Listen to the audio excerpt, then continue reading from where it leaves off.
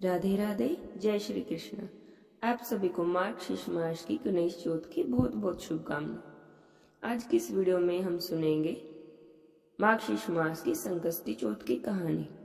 बोलिए गणपति गजानन महाराज की जय हो। एक बार एक साहूकार था, उसके बेटा और बहू थे। बहू उनकी बहुत संस्कारी थी। सबसे पहले सबको भोजन करवाती, फिर खुद खाती थी। बहू जब भी बाहर जाती तो उनकी पड़ोसन पूछती कि बहू आज खाने में क्या खाया, तो उनकी बहू कहती ठंडोबा से। रोज का यही काम था। एक दिन उसके पति ने उसकी बात सुन ली तो उसका पति सोचने लगा कि हमारे घर में तो रोज ताजा और गर्म खाना बनता है और ये भी वही खाना खाती है, फिर इसने पड़ोसन से ऐसा क्यों कहा ठंडोबा से। अब रोज उसका पति उसकी बात सुनने लगा तो रोज पड़ोसन पूछती कि क्या बनाया और क्या खाया, तो बहू कहती कि ठंडोबा से। तो पति ने सोचा कि आज घर में पकवान बनाता हूँ, फिर देखता हूँ कि पत्नी क्या कहती है। तब उसने अपने पत्नी से कहा कि आज तो बहुत सारे पकवान बनाना, बहुत सारी मिठाइयाँ बनाना। तो उसकी पत्नी ने वैसा ही किया, बहुत सारी मिठाइयाँ बना दी। घर के सभी लोगों ने एक बैठकर खाना खाया। खाना खाने के बाद जब बहू बाहर गई तो पड़ोसन ने पूछा बहू आज क्या बनाया, आज क्या खाया, तो बहू ने फिर वही कहा कि ठंडोबा सिखाया। तब सेठ के लड़के ने सोचा कि कोई ना कोई बात तो जरूर है जो मेरी पत्नी रोज ऐसा कहती है।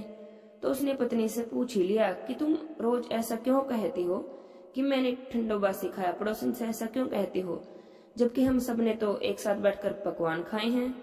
तो पत्नी बोली कि हम जो खाते हैं वो हमारे बाप दादाओं की कमाई है।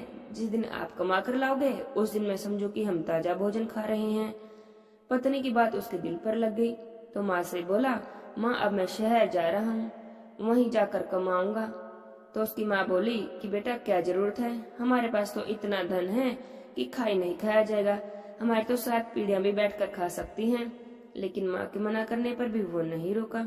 जाते समय पत्नी से कहने लगा कि जब मैं कमा कर वापिस आऊं बहुत सारा धन लेकर आऊंगा, तब तक चूल्हे की आंच बुझने मत देना। तो बहू ने सुनकर हाँ कर दी।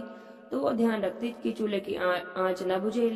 लेकिन एक दिन चूल्हे की आंच बुझ गई तो मन ही मन घबराने लगी कि कहीं मेरे पति पर कोई संकट तो नहीं आन पड़ा, क्योंकि उन्होंने कहा था कि जब तक मैं न आऊं चूल्हे की आंच न बुझने देना। अब वह भागी भागी पड़ोसन के पास गई और वहां जाकर बोली कि मुझे थोड़ी सी आंच दे दो। तो पड़ोसन उस समय चौथ माथा का व्रत कर रही थी। बहू फिर थोड़ी देर के बाद आई, क्योंकि पड़ोसन ने कहा था कि थोड़ी देर के बाद आना। थोड़ी देर बाद जब बहू गई तो उसने पड़ोसन से पूछा कि आप किस भगवान की पूजा कर रही हो और इससे क्या फल मिलता है। तो पड़ोसन कहने लगी कि मैं तो चौथ माता का व्रत कर रही हूँ। चौथ माता के इस व्रत के करने से अन्न धन और लक्ष्मी मिलती है, सारी मनोकामनाएं पूरी हो जाती हैं, पति और परिवार पर और बच्चों पर कोई भी संकट नहीं आता, और अगर आता भी है तो वो दूर हो जाता है। तो उसने पड़ोसन से व्रत की सारी विधि और कथा पूछी। अब बहू भी अगली चौथ माता का व्रत करने लगी। उसने दीवार पर चौथ माता बनाई, गुड़ का चूरमा बनाकर रात को चंद्रमा को अर्घ देकर उसने चौथ माता की पूजा की, फिर भोजन किया। ऐसा करते करते बहू को तो बहुत दिन बीत गए। वह हर दिन अपने पति को याद करती थी और चौथ माता से प्रार्थना करती कि मेरे पति जल्दी से घर आ जाएं। एक दिन चौथ माता ने बहू के पति को स्वप्न में दर्शन दिए और कहा कि हे साहूकार के बेटे, तू जागे है कि सोए है, तेरी पत्नी तो तुझे रोज याद करती है, तो घर जा और उसकी चिंता को दूर कर। तो वो कहने लगा कि जब तक मैं बहुत सारा धन न कमा लूंगा मैं तो घर नहीं जाऊंगा।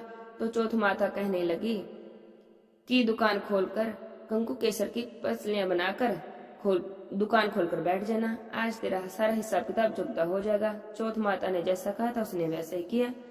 चौथ माता ने जैसा कहा था वैसा ही हो गया उनके आशीर्वाद से। तब उसने जल्दी जल्दी अपने घर जाने की तैयारी शुरू कर दी। गाड़ी भरकर धन दौलत लेकर अपने घर की ओर चल दिया। रास्ते में उसे एक बड़ा सा काला नाग मिला। कहने लगा तुझे मैं डसूंगा, आज तेरी उम्र पूरी हो गई है।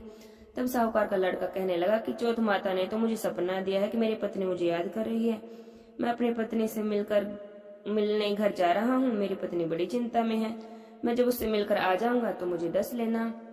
तब नाग देवता कहने लगे कि शपथ लेकर जाने जाओगे तभी जाने दूंगा, वापस मुड़कर कौन आता है, और अगर तुम वापस नहीं आए तो मैं तुम्हें घर आकर भी डस लूंगा। तो उसने नाग देवता को वचन दे दिया। साहूकार का लड़का अपने घर पहुंच गया, सभी से हंसी खुशी प्यार से मिला, लेकिन भोजन करके उदास होकर बैठ गया। तब उसकी पत्नी ने उदास होने का वजह पूछी, तो उसके पति ने उसको नाग वाली सारी बात बता दी कि अगर मैं नहीं जाऊंगा तो वो घर आके मुझे डसेगा। उसकी पत्नी तो बहुत समझदार थी, बोली आप बिल्कुल भी चिंता मत करो, आराम से लेट जाओ। इस तरह अपने पति को समझा बुझाकर उसने सुला दिया। फिर उनके कमरे के आगे 7 पैड़ी थी, वो बाहर गई। सबसे पहले उसने उन्हें खूब अच्छे से धोया, साफ किया। फिर पहली पैड़ी पर उसने रेत डाला, दूसरी पर उसने इत्र डाला, तीसरे पर गुलाब के फूल डाले, चौथी पैड़ी पर केसर बिछाया, 5वीं पर लड्डू पेड़ा, 6ठी पर गद्दी गलीचा बिछाया और 7वीं पैड़ी पर उसने दूध से भरा हुआ कटोरा रख दिया। इस तरह उसने 7 पैड़ी सजा दी और अपने कमरे में जाकर बैठ गई। आधी रात हुई, नाग देवता तो आए, पैड़ियां चढ़ने लगे। पहली पैड़ी पर तो रेत मिली, तो रेत में लोट लगा ली कि साहूकार की बहू ने तो आराम तो बहुत दिया, पर मैं तो वचन से बंधा हुआ हूँ, तो इसलिए इसको डसना तो जरूर पड़ेगा। इस तरह 7 पैड़ियों पर नाग देवता रुकते, आराम करते और कहते कि आराम तो बहुत मिला, पर क्या करूं, मैं वचन से बंधा हुआ हूँ, तो डसूंगा तो जरूर। अभी नाग देवता 7वीं पैड़ी पार करने ही वाले थे कि चौथ माता ने सोचा कि अगर इसने साहूकार के बेटे को डस लिया तो मुझे कौन मानेगा, मेरा व्रत पूजन कौन करेगा। तो गणेश जी भगवान, चंद्र देवता और चौथ माता साहूकार के बेटे को बचाने के लिए वहीं आ गए। चंद्रमा जी ने उजाला किया, चौथ माता ढाल बन गई, गणेश जी ने तलवार लेकर उस नाग को मार दिया और ढाल से ढक दिया। उधर बहू सारे दिन की थकी हारी थी तो सो गई। अगले दिन सुबह हुई तो ना बेटा उठा और ना बहू उठी। सब लोग इंतजार कर रहे थे कि अभी तक हमारे बेटा बहू क्यों नहीं आए, वो तो रोज सुबह जल्दी उठ जाते थे। जब वो नीचे नहीं आए तो उन्हें उठाने के लिए उनकी सास उनके कमरे में जाने लगी, तो 7 पैड़ियों पर उसने जो देखा वो तो बहुत घबरा गई। बेटा बहू को आवाज लगाई तो आवाज सुनकर बेटा बहू आए, देखा तो एक ढाल पड़ी है, एक तलवार पड़ी है। ढाल उठाई तो ढाल के नीचे एक नाग पड़ा था। तो बेटे बहू ने सोचा कि आज तो कोई लिया दिया आगे आ गया है, इसलिए गणेश भगवान और चौथ माता ने हम पर कृपा की है और हमारी जान बचाई है। हे गणेश जी भगवान, हे चौथ माता, जैसे आपने साहूकार के बेटे और बहू पर अपनी कृपा की, उनकी रक्षा की, ऐसे ही कहानी कहते सुनते, हुंकारा भरते सब पर अपनी कृपा करना, सब पर अपना आशीर्वाद बनाए रखना। बोलो गणेश भगवान की जय। अब सुनते हैं गणेश भगवान की दूसरी कहानी। बात तब की है जब विष्णु भगवान की और लक्ष्मी माता का विवाह निश्चित हो गया था। सभी देवताओं को निमंत्रण दिया गया, लेकिन गणेश जी को निमंत्रण नहीं दिया गया। कारण चाहे जो भी रहा हो, सभी ने देखा कि सभी तो विवाह के लिए पहुंच गए हैं, क्योंकि विवाह की सभी तैयारियां शुरू हो गई थी और बारात निकलने का समय हो गया था। लेकिन गणेश जी भगवान अभी तक नहीं पहुंचे। तो सभी देवताओं ने सोचा कि चलो गणेश जी भगवान क्यों नहीं आए, यह बात विष्णु जी से ही जाकर पूछ लेते हैं। तो उन्होंने सभी लोग विष्णु जी के पास पहुंचे और गणेश जी के न आने का कारण पूछा।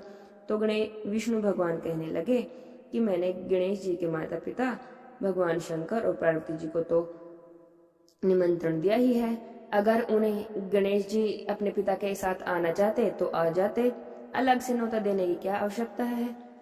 तो ये बात भी है कि उन्हें 1.25 मन मूंग, 1.25 मन घी, 1.25 मन लड्डू का भोजन चाहिए, और गणेश जी ना ही आए तो अच्छा है, दूसरे के घर जाकर इतना खाना भी अच्छा नहीं लगता।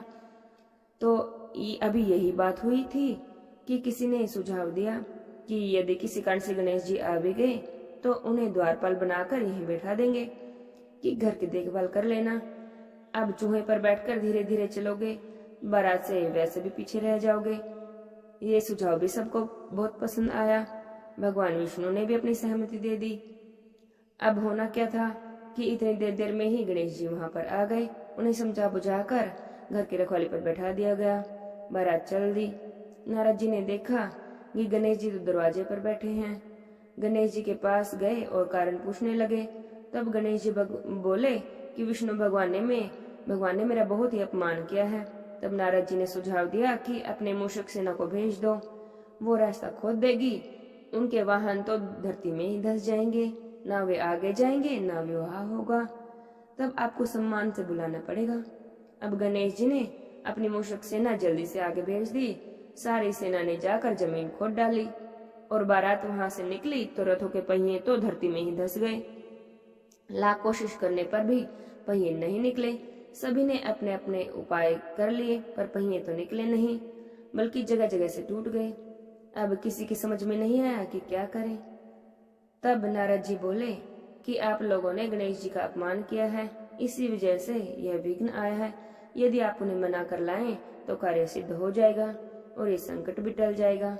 तब शंकर भगवान ने अपने दूत नंदी को भेजा कि गणेश जी को लेकर आओ। गणेश जी आए, उनका आदर के साथ पूजन किया गया। तब जाकर कहीं रथों के पहियों के निकले। अब पहिए निकल तो गए पर वो जगह जगह से टूटे फूटे थे। अब उन्हें ठीक कौन करे। पास के ही खेत में एक खाती काम कर रहा था, उसे बुलाया गया। खाती ने अपना काम शुरू करने से पहले जोर से बोला, बोलो गजानन भगवान की जय हो। यह कहकर गणेश जी की वंदना मन में करने लगा। देखते देखते उसने सारे पहिए ठीक कर दिए। तब देवी देवताओं ने पूछा कि तुमने गजानन गणेश की जय क्यों बोली। तब खाती कहने लगा कि गणेश जी को तो सबसे पहले मनाना पड़ता है। आपने गणेश जी को नहीं मनाया होगा, उनकी पूजा नहीं की होगी, इसलिए वजह से तो यह इतना विघ्न आया है। हम तो मूर्ख हैं, अज्ञानी हैं, फिर भी पहले गणेश जी को पूजते हैं, उनका ध्यान करते हैं, उनकी पूजा करते हैं। आप तो देवता हैं, फिर कैसे भूल गए। अब आप लोग पहले गणेश जी की जय बोलो और आगे चलो, आपके सब काम हो जाएंगे और कोई संकट भी नहीं आएगा। तब सभी ने गणेश भगवान की पूजा की, उनकी जय बोली और बारात आगे की ओर चल दी। विष्णु भगवान का लक्ष्मी जी के साथ विवाह बहुत हंसी खुशी से संपन्न हो गया। सभी सकुशल घर लौट आए। हे गणेश जी महाराज, जैसे आपने विष्णु जी के काज सवारे, ऐसे सबके काज सिद्ध करना। बोलो गजानन भगवान की जय हो।